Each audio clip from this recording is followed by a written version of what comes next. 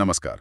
आज हम IREDA यानी भारतीय अक्षय ऊर्जा विकास एजेंसी लिमिटेड पर मिले स्रोतों पर एक गहरी नज़र डाल रहे हैं। हमारे पास इसके फाइनेंशियल आंकड़ों का स्क्रीनर डेटा है और साथ ही इसके कामकाज पर एक डिटेल्ड लेख भी।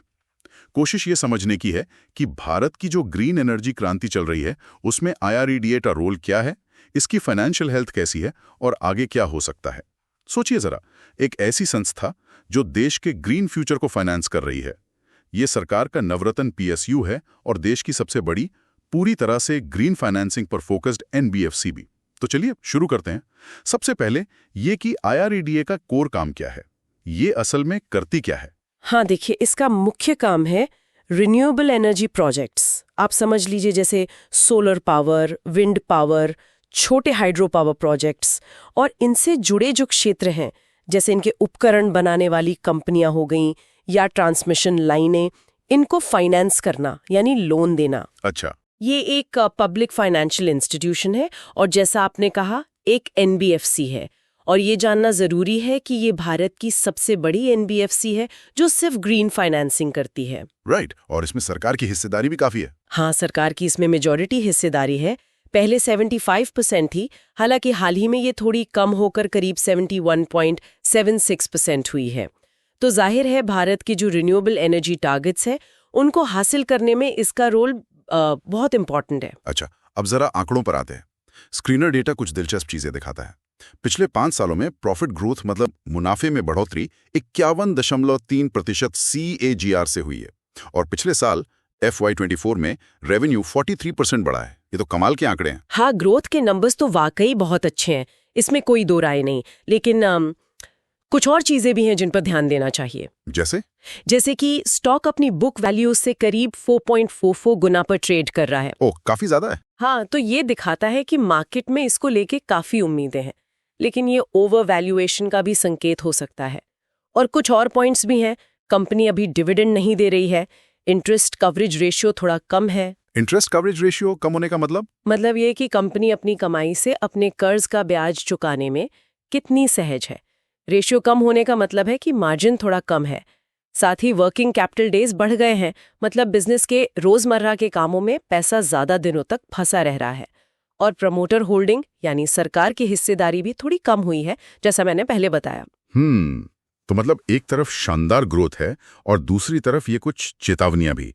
वैल्यूएशन, डिविडेंड ना देना, इंटरेस्ट कवरेज, ये सब निवेशकों को ध्यान में रखना होगा। वैसे एसेट क्वालिटी कैसी है? मतलब जो लोन दिए हैं वो वापस आ रहे हैं? डूबने का खतरा कितना है? एसेट क्वालिटी अभी तक तो ठीक ठाक ही है। H1 FY25 यानी इस वित्त वर्ष की पहली छमाही में ग्रॉस NPA 2.19% था और नेट NPA 1.04%। NPA मतलब नॉन परफॉर्मिंग एसेट, यानी वो लोन जिनकी वापसी मुश्किल लग रही है। बिल्कुल। तो ये आंकड़े अभी कंट्रोल में लगते हैं, हालांकि नेट NPA में हाल ही में थोड़ी सी बढ़ोतरी देखी गई है, तो इस पर नजर रखनी होगी। समझ गया। अब इसके कामकाज के दायरे पर बात करते हैं। ये कितना फैला हुआ है, किन किन सेक्टर्स में ज्यादा फोकस है? इसका दायरा काफी बड़ा है। जैसा मैंने बताया, सोलर, विंड, हाइड्रो, बायोमास, कई तरह के रिन्यूएबल एनर्जी प्रोजेक्ट्स फाइनेंस करती है। अगर H1 FY25 के आंकड़े देखें तो सबसे ज्यादा डिसबर्समेंट करीब 26% सोलर में हुआ, फिर विंड एनर्जी में 16% और हाइड्रो में 11%। और इसकी पहुंच भी काफी अच्छी है। करीब 23 राज्यों और 4 केंद्र शासित प्रदेशों में इसके फाइनेंस किए हुए प्रोजेक्ट्स हैं। लोन बुक साइज भी काफी बड़ा है। H1 FY25 में करीब 64,564 करोड़ का था। वाह, तो ये काफी बड़े स्केल पर काम कर रही है। अच्छा, हाल फिलहाल में इसकी रणनीति में कुछ बदलाव दिखे, कुछ नए कदम? हाँ, कुछ इम्पॉर्टेंट स्ट्रेटेजिक कदम उठाए हैं IREDA ने। एक तो ये विदेशी उधार पर अपनी निर्भरता कम करने की कोशिश कर रही है। अच्छा। हाँ, FY24 में जो टोटल बोरोइंग का 19% विदेशी था, वो H1 FY25 में घटकर 16% रह गया है। अच्छा। दूसरा, फंड्स जुटाने के लिए पिछले साल नवंबर 2023 में IPO लेकर आई थी। हाँ, वो तो काफी चर्चा में रहा था। बिल्कुल। और अभी अगस्त 2024 में QIP FPO के जरिए और फंड्स जुटाने की भी योजना है।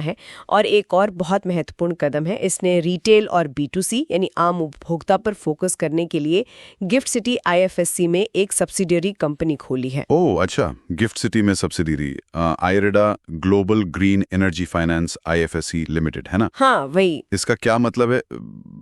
रिटेल फोकस से क्या मतलब है यहाँ? इसका मतलब है कि अब IREDA सिर्फ बड़े बड़े प्रोजेक्ट्स को ही फाइनेंस नहीं करेगी, बल्कि छोटे उपभोक्ताओं और छोटे प्रोजेक्ट्स तक भी पहुंचने की कोशिश करेगी।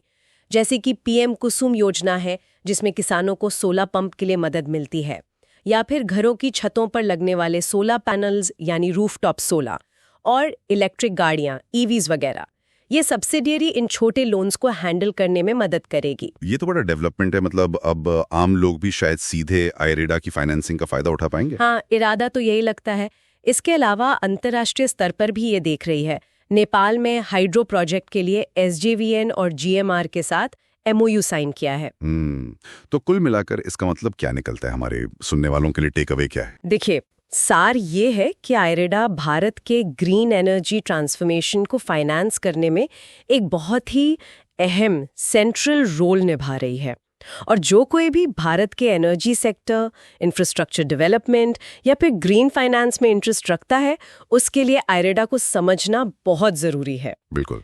ये रिन्यूएबल एनर्जी को लेकर जो सरकारी नीतियां हैं, उनको जमीन पर उतारने का एक बड़ा माध्यम है। तो खास बातें जो याद रखनी है, सरकार का समर्थन है, देश की सबसे बड़ी ग्रीन फाइनेंसर है, ग्रोथ बहुत तेज है, लेकिन कुछ फाइनेंशियल मैट्रिक्स पर ध्यान देना होगा, और अब ये रिटेल सेगमेंट और इंटरनेशनल प्रोजेक्ट्स में भी अपना दायरा बढ़ा रही है। हाँ बिल्कुल, और ये हमें एक सोचने वाले सवाल पर भी छोड़ जाता है।